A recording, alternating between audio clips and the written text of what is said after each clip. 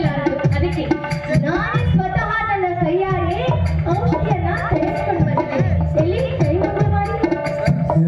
ರಂಜಿತ, ನಿನ್ನ ತಾಯಿ ಮಾಡಿಕೊಂಡು ಬಂದಿರುವ ಔಷಧಿ ನೀನು ಕೂಡ ತಯಾರು ಮಾಡ್ತೀಯ? ಹೌದು, ನನ್ನ ತಾಯಿ ಸಂಪ್ರದಾಯ ಬಿಡಬಾರದು ಅಂತ ಅಷ್ಟೇ ಅಲ್ಲ, ನನ್ನ ಇದನ್ನು ಮುಂದುವರಿಸಿದಳು. ಈಗ ನಾನು ಕೂಡ ಮುಂದುವರಿಸಿದ್ದೇನೆ. ಯಾಕಂದ್ರೆ ನಿಮಗೆ ಗಾಯವಾಗಿದೆ ಅಂತ ತಿಳಿದ ತಕ್ಷಣವೇ ನಾನೇ ಸ್ವತಃ ಈ ಔಷಧಿನ ತಯಾರಿಸಿಕೊಂಡು ಬಂದಿದ್ದೇನೆ. ಎಲ್ಲಿ ಕೈ ಮಾಡಿ ಔಷಧಿ ಹಚ್ತೀನಿ.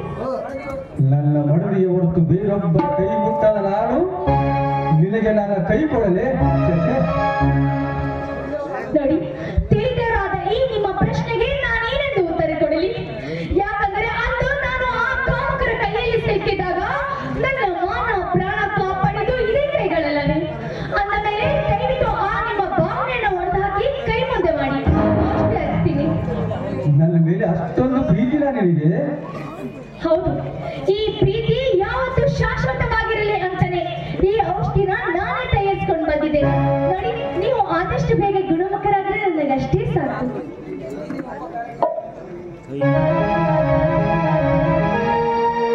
ನಿನ್ನ ಉಪಕಾರಕ್ಕೆ ನೀನು ಸಾಯಬೇಕಾದರೂ ಕೇಳು, ಅದು ತಪ್ಪದೇ ಕೊಡುತ್ತೇನೆ.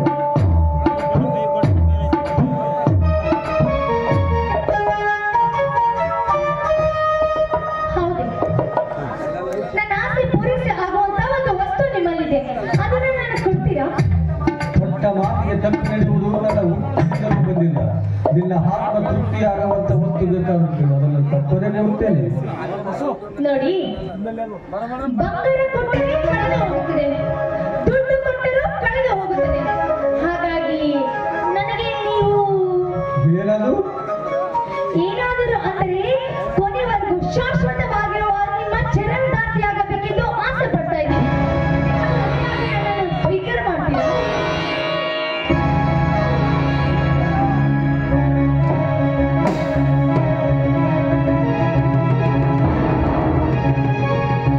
ಎಂತ ದುಸ್ತರವಾದ ಮಾತನ್ನು ಕೇಳಿದರೆ ನಿರ್ಲಜ್ಜೆ. ನೀನು ದಯಾಗುಣದ ಹೆಣ್ಣನ್ನು ತಿಳಿದು ನಿನಗೆ ಮಾತು ಕೊಟ್ಟೆ. ನೀನು ಹೆಣ್ಣಲ್ಲ, ರಾಕ್ಷಸಿ. ನಿನ್ನ ತಾಯಿ ಅಕ್ಕ ಮಾಡಿಕೊಂಡು ಬಂದಿರುವ ಹೇಸಿಯಲ್ಲ ಸರಿಯಾಸೆ. ಧರ್ಮ ತುಂಬಿದ ಮನೆಯಲ್ಲಿ ಧರ್ಮ ಪಾಲನೆ ಮಾಡ್ತಾ ಬಂದಿದ್ದೀರಾ. ಅಂದ ಮೇಲೆ ಈ ಹೆಣ್ಣಿನ ಜೀವನ ಉತ್ತರಿಸುವುದು ನಿಮ್ಮ ಕರ್ತವ್ಯ. ಆ ಕರ್ತವ್ಯ ಚುಕ್ಕಿತನದಂತೆ ನೋಡಿಕೊಳ್ಳಬೇಕು. ಆದಷ್ಟು ಬೇಗ ನನ್ನ ಬಾಯಿಗೆ ತಾಳಿ ಕಟ್ಟಿ ನಿಮ್ಮ ಮನೆಗೆ ಅಂತ ನನ್ನನ್ನು ಸ್ವೀಕಾರ ಮಾಡಿ. ಒಬ್ಬ ಗಂಡಸಿಗೆ ಇರುವುದು ಅದು ಏಕಪತ್ನಿ, ಒಬ್ಬರೇ ಹೆಂಡತಿ. ನೋಡಿ, ಒಂದು ಸಲ ನೀವು ಮಾತು ಕೊಟ್ಟರೆ ಮುಗೀತು. ಯಾವತ್ತು ತಿರುಗಿ ಬೀಳುವುದಿಲ್ಲ ಅನ್ನೋದು ನನಗೆ ಚೆನ್ನಾಗಿ ಗೊತ್ತಿದೆ. ಯಾಕಂದರೆ ನೀವು ಕೊಟ್ಟ ಮಾತಲ್ಲಿ ಅಮೃತವಿರುತ್ತದೆ ಹೊರತು ವಿಷವಿರುವುದಿಲ್ಲ.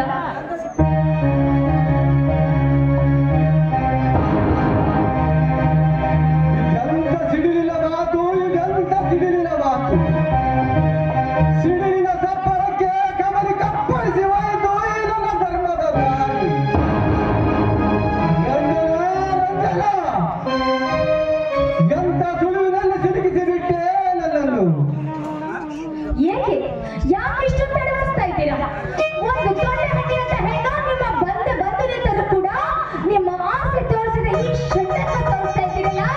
ಎಲ್ಲಿದೆ ಎಲ್ಲಿದೆ ಆ ನಿಮ್ಮ ನಾಯಿಯ ಗಂಡನಿನ ಮಾತು?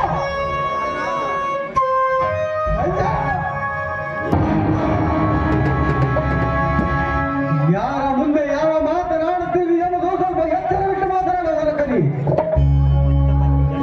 ಪ್ರಾಣ ಹೊಡಿತೀರಾ? ಇಲ್ಲ ಮಾನ ಕಳಿತೀರಾ? ಇನ್ನೇನು ಮಾಡಲು ಸಾಧ್ಯ ನಿಮಗೆ? ನೋಡಿ, ಮೊದಲು ನಿಮ್ಮಲ್ಲಿರುವ ಆ ಭಾವನೆಯನ್ನು ಹೊಡೆದಾಕಿ ನನ್ನನ್ನ ಸ್ವೀಕಾರ ಮಾಡಿ. ಬೇಡ ರಂಜನಾ, ಬೇಡ. ಈ ಸಮಾಜದಲ್ಲಿ ನಿನ್ನನ್ನು ಕೈ ಹಿಡಿದು ನಾನು ಈ ಸಮಾಜದ ರಚನೆ ತಪ್ಪಿಸುವಂತೆ ಮಾಡಬೇಡ. ಈ ನ್ಯಾಯದ ಕುರ್ಚಿಗೆ ಧಕ್ಕೆ ತರಬೇಡ. ಬೇಡ ರಂಜನಾ, ಬೇಡ. ನಿನ್ನ ಕೈ ಮುಗಿದು ಕೇಳಿಕೊಳ್ಳುತ್ತೇನೆ, ನಿನ್ನ ನನ್ನ ತಂಗಿಯನ್ನು ತಿಳಿದು ನಿನಗೆ 10 ತೊಲೆಯ ಬಂಗಾರ ಕೊಡುತ್ತೇನೆ, ತೆಗೆದುಕೊಂಡು ಹೋಗು. ನಾನು ನಿನಗೆ ತಂಗಿ ಆದವಳಲ್ಲ, ಆ ರಾಜ ರವಿವರ್ಮನ್ಗೆ ತಂಗಿ ಆಗಬೇಕಾದಳು ಅಲ್ಲ. ಒಂದು ಹೆಣ್ಣು ತಾನಾಗೆ ಬಂದು ಮುಂದೆ ನಿಂತು ಅರೆ ಬೆತ್ತಲಾಗಿ ನಿಂತರೂ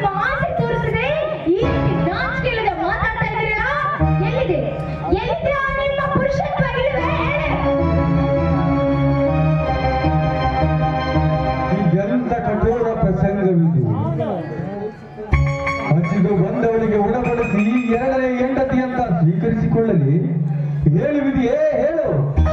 ಯಾಕೆ ಯಾಕೆ ಈ ಮೌನ? ಓ, ನನ್ನ ಕೈ ಹಿಡಿದರೆ ನಿಮ್ಮ ಮಾನ ಮರ್ಯಾದೆ ಹೋಗುತ್ತೆ ಎನ್ನುವ ಭಯವೇ?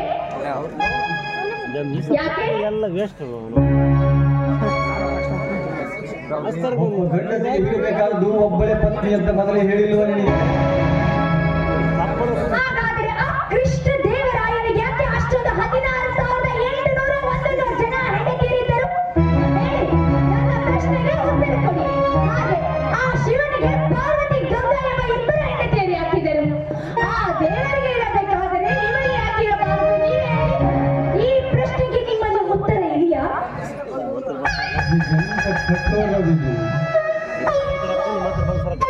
ನೀವೇನು ಮಾಡಲಿ, ಇವಳಿಗೆ ಹೆಂಡತಿ ಎಂದು ಸ್ವೀಕರಿಸಿಕೊಳ್ಳಲಿ? ಛೇ ಛೇ, ಬೇಡ, ಇವಳನ್ನು ಲೋಕಲೇಬೇಕು. ನೋಡಿ, ನೀವು ನನ್ನನ್ನು ಸೂರ್ಯ ಎಂದು ಸ್ವೀಕರಿಸಿದರೆ ಈ ಸಮಾಜ ಸಾವಿರಾರು ತರ ಮಾತಾಡುತ್ತೆ. ಹಾಗಾಗಿ ನೀವು ನನ್ನನ್ನು ಮಣಿಗೆಯಂತೆ ಸ್ವೀಕರಿಸಿ. ಆಗ ಈ ಜನ ಯಾವತ್ತೂ ಏನೋ ಮಾತಾಡೋದಿಲ್ಲ. ಯಾಕಂದ್ರೆ ಪ್ರಪಂಚದಲ್ಲಿ ಒಂದು ಗಂಡಿಗೆ ಇಬ್ಬರು ಹೆಂಡತಿಯರು ಇದ್ದೇ ಇರ್ತಾರೆ. ಹೌದು, ನಾನು ಇವಳಿಗೆ ಎರಡನೇ ಹೆಂಡತಿ ಎಂದು ಸ್ವೀಕರಿಸಿಕೊಳ್ಳಲೇಬೇಕು. ಅದುವೇ ನಿಜವಾದ ಮಾನವ ಧರ್ಮ. ಬೇಡ, ಶ್ರೀರಾಮನಿಗಾಗಿ ಈ ದುಚ್ಛನದ ಕಾಡಿ ಹಿಡಿದರೆ ನ್ಯಾಯ ನೀಡುವ ದೇವರೇ ಬಾಯಿ ತಪ್ಪಿದಂತಾಗುತ್ತದೆ.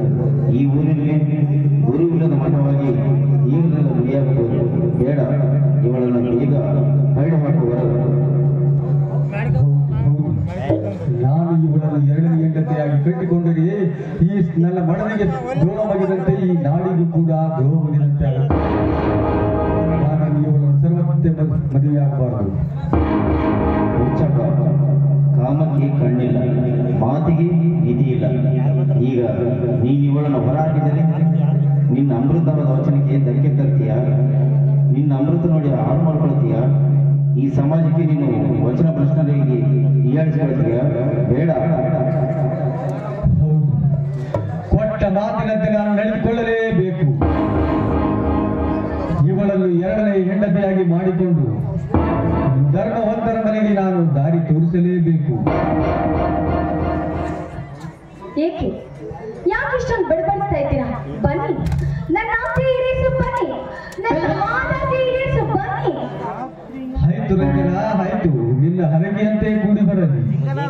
ನೋಡಿ, ಆ ಚಂದ್ರನನ್ನು ಹಿಂಬಾಲಿಸಿದ ನಕ್ಷತ್ರದಂತೆ ನಾನು ನಿನ್ನ ಬೆಳಕಿಗೆ ಬಾಳಿಗೆ ಬೆಳಕಾಗುವೆ ರಾಜ. ಆಯ್ತು, ಗಾಂಧರ್ವ ರೀತಿಯಲ್ಲಿ ನಿನ್ನನ್ನು ಎರಡನೇ ಹೆಂಡತಿಯಾಗಿ ಸ್ವೀಕರಿಸುತ್ತೇನೆ. ಬಾ ನನ್ನಲ್ಲಿ.